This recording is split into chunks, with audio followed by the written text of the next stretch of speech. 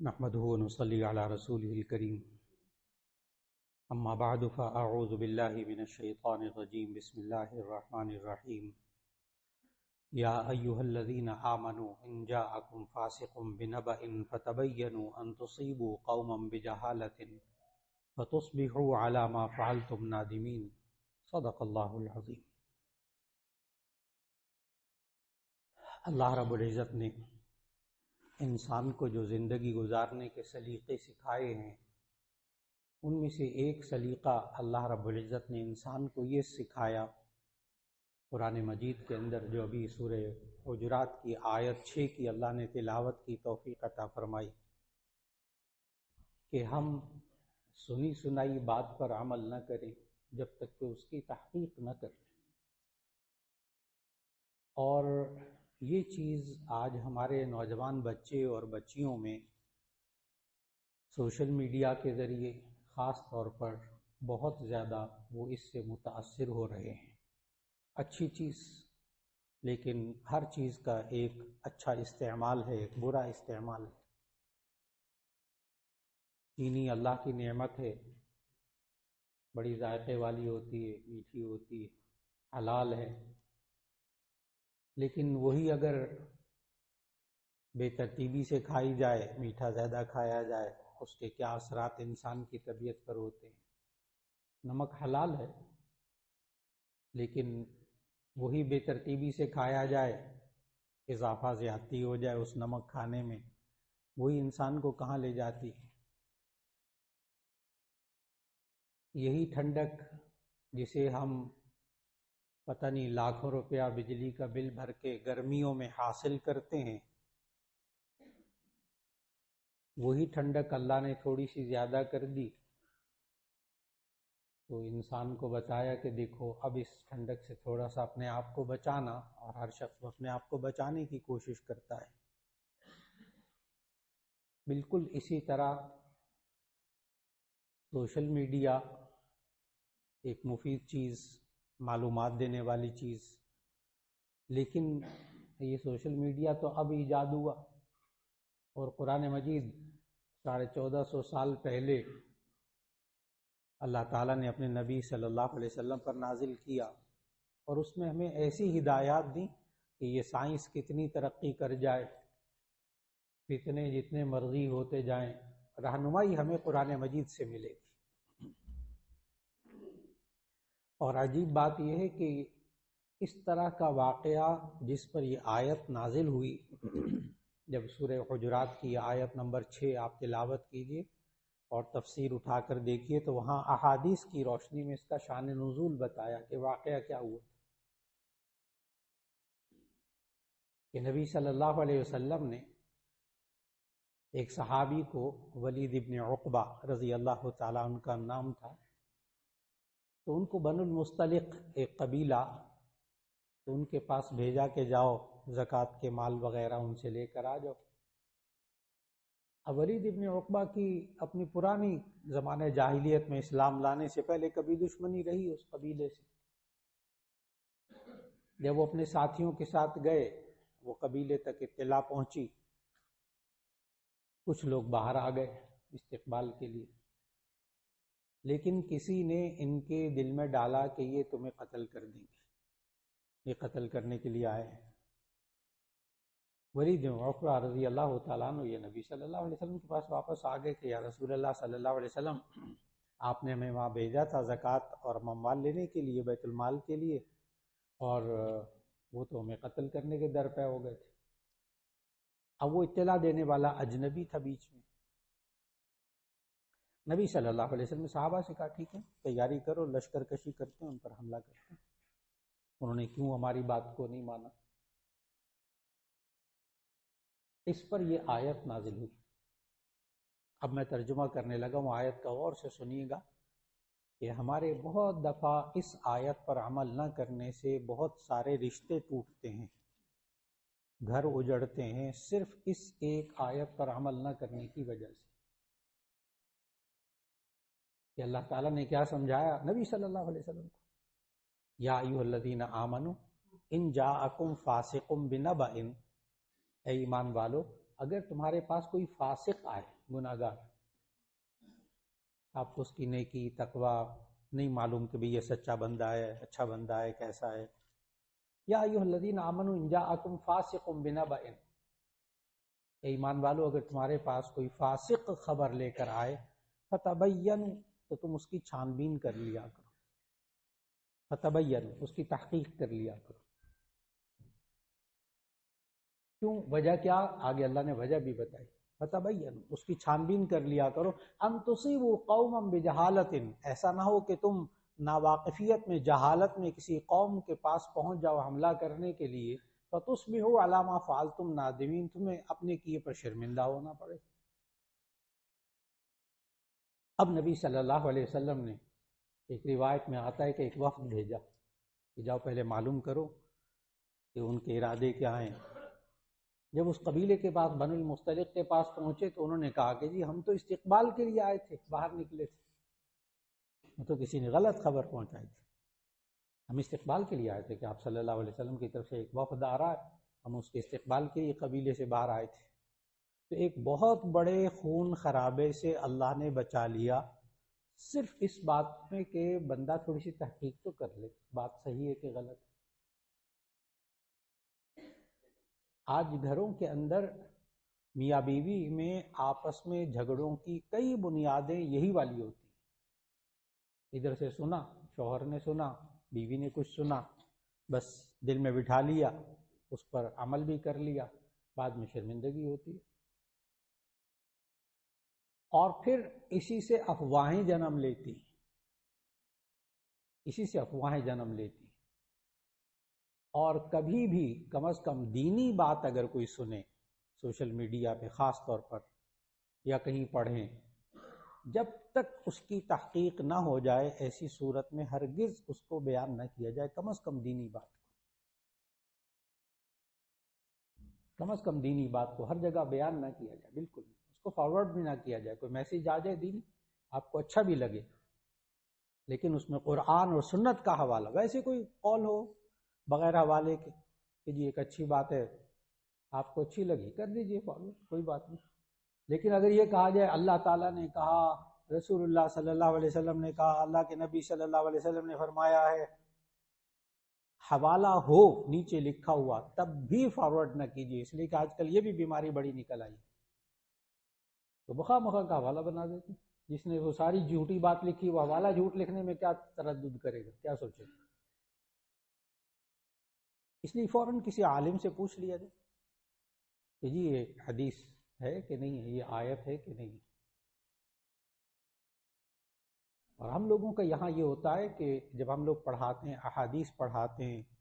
قرآن مجید تفسیر وغیرہ کوئی دلیل دیتے ہیں، کوئی حوالہ دیتے ہیں، تو ذہن میں رکھ لیجئے گا، جمعے کے اندر بھی، یہاں بھی،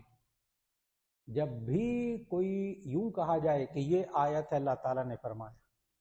تو جب تک حوالہ مستند ذہن میں نہ ہو، میرے زبان پر وہ بات نہیں آ سکتی، اس لیے کہ جس لوگ تک پہنچے گی وہ لوگ پریشان ہوں گے۔ یہی حال حدیث کا ہے، جب تک حدیث کا حوالہ باقاعدہ اچھی طرح تحقیق کر کے نہ ہو، ایک خطیب کو، ایک عالم کو وہ بات زبان پر نہیں لانی چاہیے، بالکل نہیں لانی چاہیے۔ اور سامعین کا یہ حق ہے کہ اگر وہ خطیب حوالہ نہ دیں یا عالم حوالہ نہ دیں تو آپ پوچھ لیجیے کہ جی آپ نے یہ بات بیان کی تھی، اس کا حوالہ کیا ہے، کہ کون سی آیت ہے، کون سی حدیث ہے، یہ سننے والے کا حق ہے۔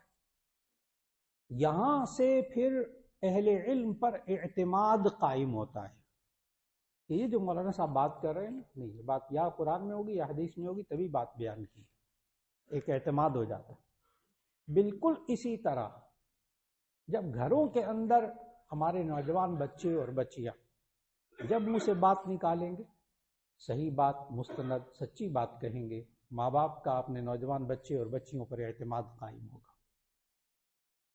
میاں بیوی ایک دوسرے کے ساتھ سنی سنائی بات منتقل نہیں کریں گے، بلکہ چھان بین کر کے اچھی طرح بات سمجھ کر پھر اس پر عمل کریں گے، تو ایسی صورت میں میاں بیوی کا آپس میں اعتماد قائم ہو جاتا ہے۔ اور نبی صلی اللہ علیہ وسلم نے تو یہاں تک ارشاد فرمایا کہ کفا بالمرء کذبا ان یحدث بکل ما سمع. کفا بالمرء کذبا، کسی شخص کے جھوٹا ہونے کے لیے اتنا ہی کافی ہے کہ وہ ہر سنی سنائی بات بیان کر دے. اسے آپ کہتے ہیں افواہ، افواہیں پھیلانا. افواہیں پھیلانا جسے دوسرے پریشان بھی ہوں. کبھی حادثے کی افواہ پھیلا دینا، کبھی کوئی بات پھیلا دینا. اور یہ سوشل میڈیا آج کل یہ افواہیں پھیلانے کے اندر بہت زیادہ. اسی طرح بہت سے لوگ اپنے جسمانی علاج کے لیے ادویات وغیرہ کے بارے میں بھی سوشل میڈیا پر عمل کرنا شروع کر دیتے. ادھر دیکھا وہ دوائی کھا لی، ادھر دیکھا وہ دوائی کھا لی، ادھر دیکھا وہ دوا کھا لی. میں نے کہا کہ روحانی طور پر بھی انسان متاثر ہوتا ہے سوشل میڈیا سے، اور جسمانی طور پر بھی متاثر ہوتا ہے. اس لیے بہت سوچ سمجھ کر انسان کو اپنے ڈاکٹر سے، اپنے معالج سے پوچھ کر وہ دوائی استعمال کرنی چاہیے. ممکن ہے وہ دوا اچھی ہو، اس کا مقصد بھی درست ہو، لیکن آپ کے لیے وہ سوٹ نہ کرتی. بالکل اسی طرح کوئی شرعی مسئلہ بھی اگر بیان کیا جائے تو پہلے پوچھ لیجیے کہ یہ بات درست ہے کہ یہ غلط ہے. اور انسان ہر بات سنے اور دوسرے تک پہنچانے کی عادت ڈال لے تو اکثر پھر اس کی زبان سے جھوٹ معلوم ہوگا، اور جب وہ تحقیق کریں گے کسی بات کی تو معلوم ہوگا کہ یہ بات سچی نہیں ہے. اور نبی صلی اللہ علیہ وسلم کی عادت مبارکہ یہی تھی کہ وہ سن کر کسی کے ایک فریق کی بات سن کر کبھی عمل نہیں فرماتے تھے، کبھی فیصلہ نہیں فرماتے تھے، دوسرے فریق کو بلاتے تھے. یہ ایک بہترین اصول ہے ایک ایڈمنسٹریٹر کے لیے، ایک کسی دفتر میں کام کرنے والے کے لیے، ایک کسی ادارے کے سربراہ کے لیے. بہت اہم اصول ہے کہ وہ کانوں کا کچا نہ ہو. ادھر سنا اور ادھر ایکشن لے لیا، اس بندے کو کبھی نہ کبھی شرمندگی اٹھانی پڑے گی. ایکشن لے لیا، بعد میں معلوم ہوا اندر کچھ تھا ہی نہیں. اور اگر آپ نے بلا لیا اس کو اور بلا کر دوسرے فریق کو بھی سنا تو آپ کو حیرت ہوگی، آپ کو حیرت ہوگی. کئی دفعہ انسان شرمندگی سے بچ جاتا ہے صرف اس وجہ سے. اور یہی اللہ نے آیت میں سمجھایا، ان تصیبوا قوما بجہالۃ فتصبحوا علی ما فعلتم نادمین. ایسا نہ ہو تم کسی قوم پر جا پڑو، حملہ کر دو، فتصبحوا علی ما فعلتم نادمین، تو تمہیں اپنے کیے پر شرمندہ ہونا پڑے. انسان کو افواہوں پر یقین نہیں کرنا چاہیے، اور افواہیں پھیلانی بھی نہیں چاہیے. اس سے اعتماد ختم ہوتا ہے. ایک بچپن کے اندر ہم لوگوں کو کہانیاں سنائی جاتی تھی، کتابوں میں کی پڑھائی بھی جاتی تھی، اور کہا جاتا تھا کہ وہ ایک بندہ اس نے شور مچا دیا، شیر آیا شیر آیا شیر آیا. لوگ ڈنڈے لے کر دوڑے بھاگے، وہاں جا کر دیکھا تو وہ آگے ہنس رہا تھا. وہ تو میں نے ویسے مذاق کیا. ایک دو دفعہ پھر اس نے ایسے ہی کیا. اللہ کا کرنا ایسا ہوا کچھ عرصے کے بعد آپ نے پڑھا بچپن کے اندر واقعی شیر آ گیا. اب جب واقعی شیر آ گیا تو اس نے بھی شور مچایا. لوگوں نے کہا ایسے ڈرامہ کرتا ہے. کوئی نہیں نکلا باہر، آ گیا، اس کو نقصان پہنچا گیا. کیوں؟ اعتماد نہ رہا. بیوی بھی ہر سنی سنائی بات پر ایکشن لینا شروع کر دے، شوہر کا اعتماد ختم ہو جائے گا. نوجوان بچے اور بچیوں کو یہ بات خاص طور پر سمجھائیے کہ بیٹا اگر یہ بات کنفرم ہے تو پھر تم بات کرو، اگر نہیں ہے تو پہلے تحقیق کرو. شکایت کوئی لگائے تب بھی اسی طرح فوراً عمل نہ کیا جائے. رشتہ داروں میں کوئی بات آ جائے فوراً عمل نہ کیا جائے. یہی وجہ ہے کہ اللہ تعالیٰ نے قرآن مجید میں رشتوں کو بھی سنبھالنے کے لیے کام کیا کہ بس اوقات میاں بیوی کے درمیان انہی باتوں پر، چھوٹی چھوٹی باتوں پر تلخیاں ہو جاتی. تو اللہ تعالیٰ نے سورہ نساء میں سمجھایا، ان خفتم شقاق بینہما، ان خفتم شقاق بینہما فابعثوا حکما من اہلہ وحکما من اہلہا ان یریدا اصلاحا یوفق اللہ بینہما. اگر کوئی شخص بالکل اینڈ پہ پہنچے ہو نا واقعات میاں بیوی کے، اور اگر اس آیت پر عمل ہو جائے تو اللہ تعالیٰ اس گھر کو بچا لیتا. آیت کا ترجمہ کرنے لگا، ان خفتم شقاق بینہما، یہ اپنے نوجوان بچے اور بچے جو شادی شدہ ہیں نا، کم از کم بڑی مصیبت ہے، بڑی مصیبت ہے کہ انہوں نے شادی کرنی ہوتی تو اس وقت ان کے یہی جملے ہوتے، شادی میں نے کرنی ہے نا، زندگی میں نے گزارنی ہے، ہم لڑکا لڑکی خود اب ایک دوسرے کو پسند کریں گے، آپ کیوں آتے ہیں ابا جی بیچ میں، دادا جی آپ بیچ میں کیوں آتے ہیں، ہم نے زندگی گزارنی۔ تو جب وہ نکاح شادی کا معاملہ ہوتا ہے ٹھیک ہے، رائے ہونی چاہیے، ان کی مرضی کو معلوم کرنی چاہیے، لیکن بڑے جو بات کہہ رہے ہیں اس کو سنتے نہیں ہیں، اس وقت کہتے ہیں ہم نے زندگی گزارنی، آپ نے تھوڑے گزارنی، ہم فیصلہ کریں گے۔ شادی کے وقت میں بھی وہی جملے ہوتے ہیں، اور جب وہ رشتے کو توڑنا ہوتا ہے نا، طلاق وغیرہ تک نوبت پہنچ جاتی ہے، اس وقت بھی وہ یہی کہتے ہیں آپ پیچھے ہٹ جائے ابا جی، آپ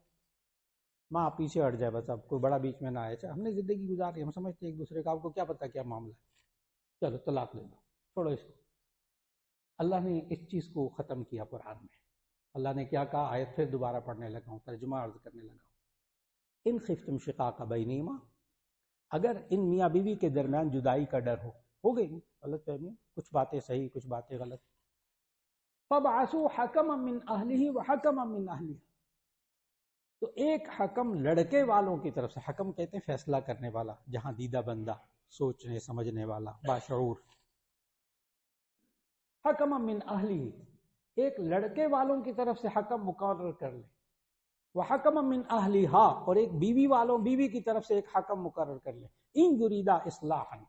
اگر یہ دونوں صلح چاہتے ہوں گے، یوفق اللہ بینہما، اللہ ان کے درمیان موافقت کر دے گا، کیونکہ وہ بڑے بیچ میں جب انوالو ہو جاتے ہیں، جب بڑے بیچ میں شامل ہوتے ہیں تو پھر وہ تحقیق کرتے ہیں، آپ بتاؤ، بیٹی سے کہتے ہیں تم بتاؤ کیا شکایتیں، وہ دوسرا والا جو وہ لڑکے سے کہتا ہاں بتاؤ جی کیا شکایتیں، الگ الگ بتا دیں، جب وہ بیچ میں جا کر کھودتے ہیں کریدتے ہیں تو معمولی باتیں نکلتی، معمولی باتیں 90% معمولی باتیں نکلتی ہیں بیچ میں سے، لیکن وہ معمولی باتیں میاں بیوی کو نہیں سمجھ میں آتی کہ معمولی ہے، وہ بیچ میں بندہ تحقیق کرنے والا آئے گا تو مسئلہ حل ہوگا،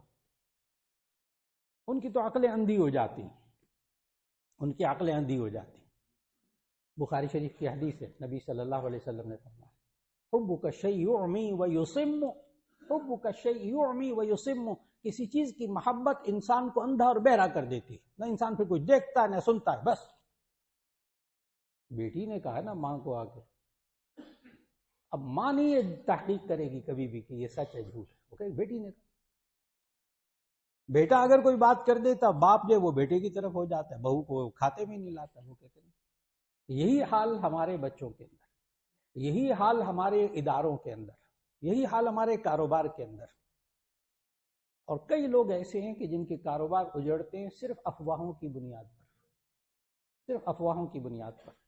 بہت سے رشتہ داروں کے درمیان دوریاں پیدا ہوتی ہیں صرف افواہوں کی بنا پر، اور نبی صلی اللہ علیہ وسلم نے، کیونکہ میں اس لیے عرض کر رہا ہوں کہ آج کل معاشرے کے اندر یہ عام ہو چکا سوشل میڈیا کے ذریعے، آپس میں باتوں کے ذریعے اور طریقوں سے، ایک بات اور عجیب بات یہ ہے، ہمیشہ افواہ وہ پھیلے گی جو نیگیٹو ہو، پازیٹیو نہیں پھیلے گی، منفی بات وہ پھیلتی، مثبت بات نہیں پھیلتی۔ اس کی مثال عرض کروں، کسی کا بچہ اور بچی میٹرک میں پاس ہو جائے، سوال ہی پیدا نہیں ہوتا، کوئی دوسرے کو کیوں بتائے کہ اس کا بچہ پاس ہو گیا، اس کے پیٹ میں کیا درد ہوتا ہے، لیکن اگر کسی کا بچہ فیل ہو جائے چند سیکنڈ میں پورے خاندان میں بات پھیلتی، وہ فیل ہو گئے، کیوں؟ اس لیے کہ نیگیٹو بات بتا کر مزہ آتا ہے، منفی بات بتا کر مزہ آتا ہے، اس مزے میں مبتلا کی وجہ سے یہ انسان افواہیں پھیلاتا ہے، کسی کی خیر کی خبر ہو نہیں پتہ چلے گی، کسی کو بری خبر ہو چند منٹ میں پھیلے گی، اور اسی چیز کی تحقیق انسان کر لے تو بہت سے وقت اوقات میں شرمندگی سے بچ جاتا ہے۔ اللہ رب العزت ہمیں اپنے گھروں کے اندر سنی سنائی باتوں پر ایک دم فیصلے کرنے سے اللہ ہمیں بچائے، اسی طرح ہمیں اپنے کاروبار کے اندر، اداروں کے اندر زندگی گزارتے ہوئے اللہ ہمیں یہ حوصلہ دے کہ جب ہم کسی بات کو سنیں تو اس کی تھوڑی سی تحقیق کر لیں۔ لیکن یہاں ایک بات آخر میں عرض کر دوں، یہاں یہ ہے کہ اگر تمہارے پاس کوئی فاسق خبر لے کر آئے تو تحقیق کر لیا کرو، لیکن اگر اللہ اور اس کے رسول صلی اللہ علیہ وسلم کوئی بات کہہ دے نا تو وہاں تحقیق نہ کیجیے، وہاں آنکھیں بند کر کے عمل کر لیجیے، بشرطے کہ بات درست ہو، حوالے کے ساتھ ہو۔ وہاں ریسرچ نہیں کرنی کہ اللہ نے نماز پڑھنے کو کہا، میں ذرا ریسرچ کروں گا کہ کیوں کہا اللہ نے۔ اللہ نے زکوٰۃ ادا کرنے کو کہا، میں ریسرچ کروں گا کہ کیوں کہا۔ نہ، وہ فاسق اگر کوئی خبر لے کر آئے تو اس کی چھان بین کرنی۔ اگر اللہ اور اس کے رسول صلی اللہ، یا ماں باپ کہہ دیں کوئی بات، اس کی چھان بین نہیں کرنی۔ ابا جی آپ نے کہا میں چھان بین کروں گا، نہیں، ماں باپ نے کوئی حق بات کہہ دی ہے تو اس کو عمل کر لیجیے۔ اللہ رب العزت ہمیں آپس کا اعتماد نصیب فرما دے۔ وآخر دعوانا الحمدللہ۔